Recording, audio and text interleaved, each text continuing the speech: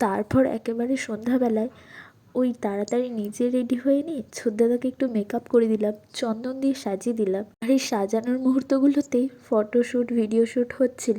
এরপরে আরও যা নিয়ম ছিল তা তাড়াতাড়ি করে কমপ্লিট করে ছোটদাদা বেরোলো বিয়ে করতে।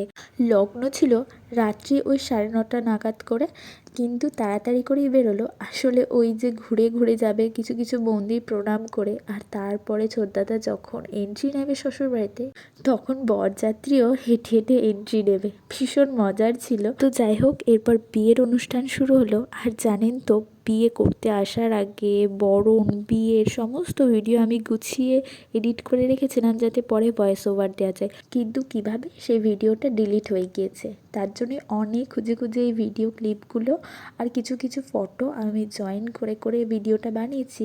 তো অবশ্যই জানিও কেমন হয়েছে। দেখা হচ্ছে নেক্সট পার্টে। টাটা।